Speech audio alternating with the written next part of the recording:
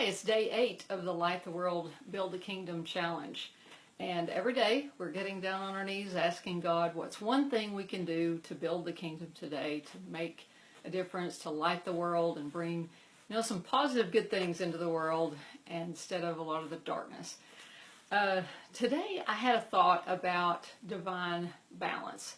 We do live in a world that's got a lot of darkness, but there's a lot of light, and I believe there's an equal amount of both. And hopefully we can kind of tip the tide here and bring more light into the world. And I think one of the ways that we can do that is to understand the divine balance that God brings into our lives. And I was thinking of how Jesus in the New Testament, the people, he was talking to the people and he said, Abraham rejoiced to see our day. And he said, and the people said, well, you're not even 50. How did Abraham rejoice to see your day? You're not even a contemporary of Abraham. And he said, before Abraham was, I am. And that's a reference back to Jehovah in the Old Testament. I am that I am. So he was basically saying, I am Jehovah.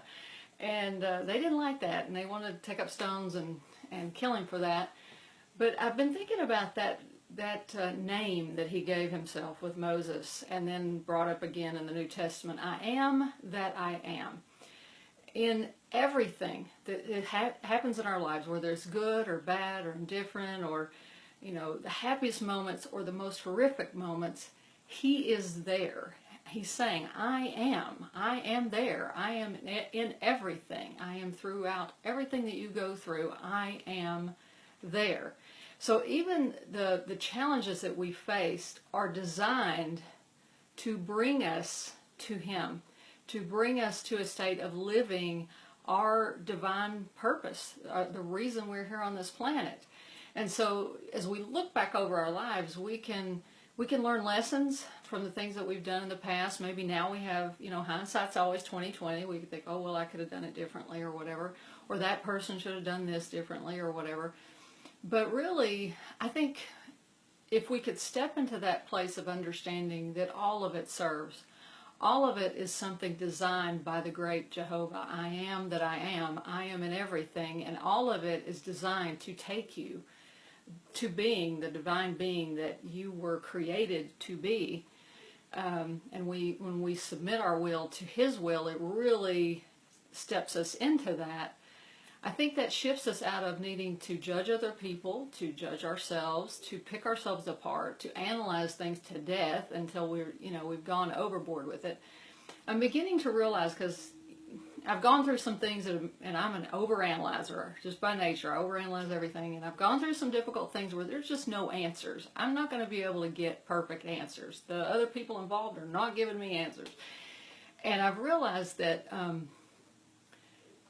I only need to analyze to the point where I see that God is there in that situation, where I can be grateful for what happened, where I have no judgment, where I have gratitude for everything, where I am actually thankful to those who have hurt me or caused me pain or created loss in my life, where I'm actually thankful for the loss, because there really is no loss. Everything is made up. He is there in everything. Everything is made up to us.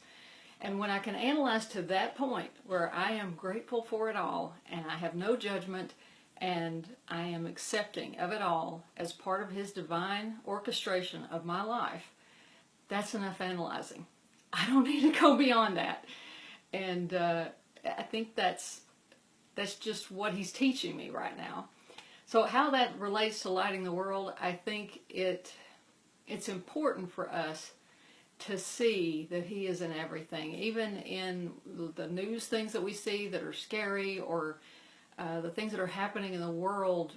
When we operate from that place of divine love and divine balance, we're not in fear. Perfect love casts out fear. So we don't need to go to fear. We don't need to go to feeling like, oh, the sky is falling. He is there, and He's going to get us through whatever it is.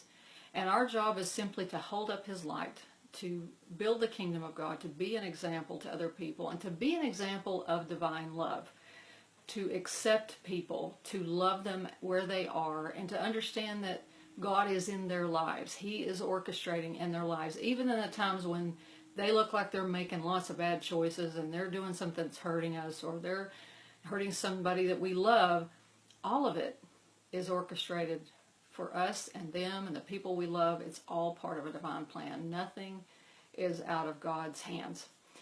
So that's my thoughts for today.